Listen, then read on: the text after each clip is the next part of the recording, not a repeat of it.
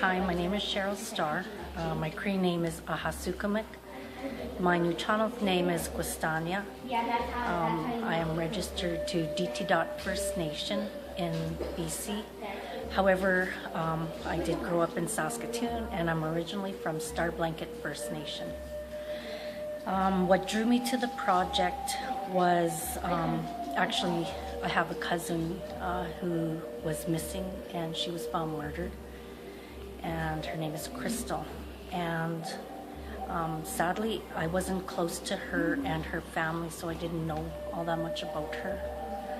And her death still had a big impact on me, and not only hers, but also all the missing Indigenous First Nation women, and that's a very real fear that I carry.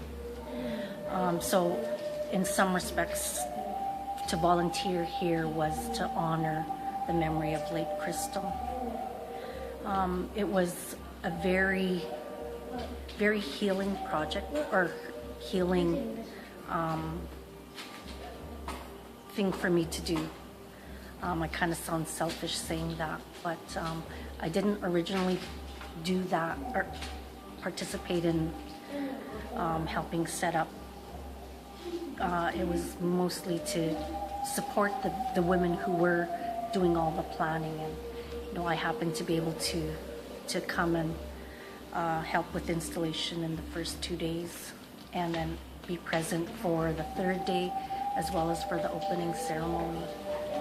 And there's a lot of prayer and ceremony around what we did. That's something I do in my own life, so it was so calming and so healing to see that being done on behalf of our missing and murdered sisters.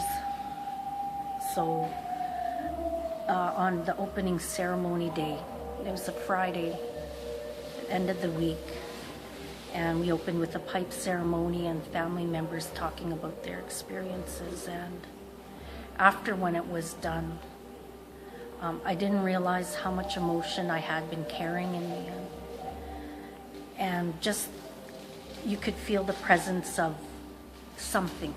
For me, I know it's those spirits that have gone on. Some of them, we don't know where they are yet. Some of them we do. In my cousin's case, we do know where she was found. We do know what happened to her. Her murderer was convicted, and so, but feeling the calmness and just knowing that there was something bigger than just these moccasin vamps on the floor. It was more than that.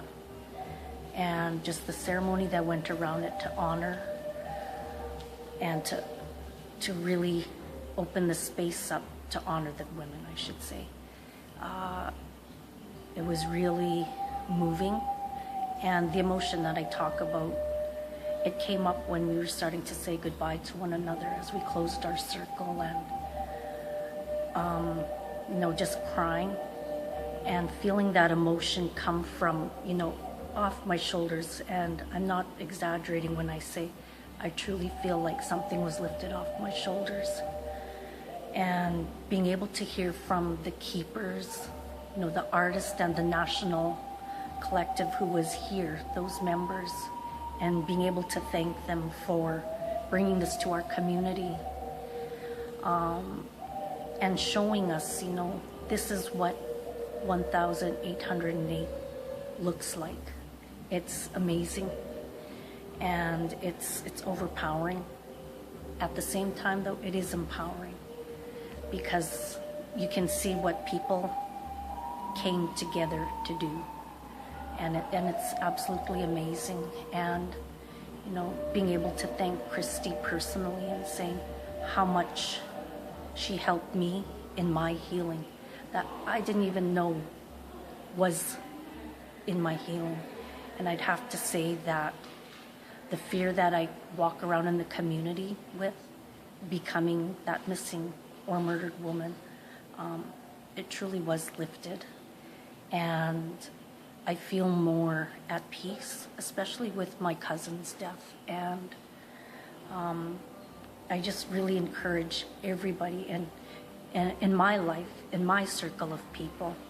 You know, it's getting my office involved, Advocate for Children and Youth for Saskatchewan, you know, getting those people out in my office, getting them to come, letting them know what a real issue is, not only in my life, but in the First Nation community, but also going around to my mostly white neighborhood and asking my neighbors, you know, can you come?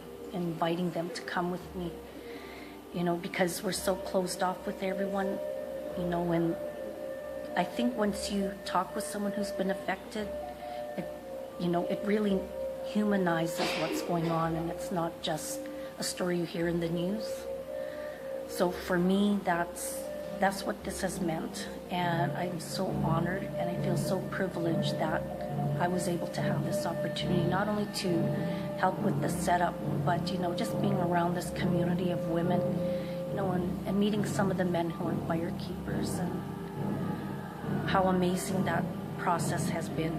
And, you know, just people that I normally wouldn't come across in my path, you know, and really, you know, I let Christy know, you know, this is one moment in my life, but I was able to tell her that it has been such a profound moment for me, and thank you, Christy, for giving this to me and to bring this into our community.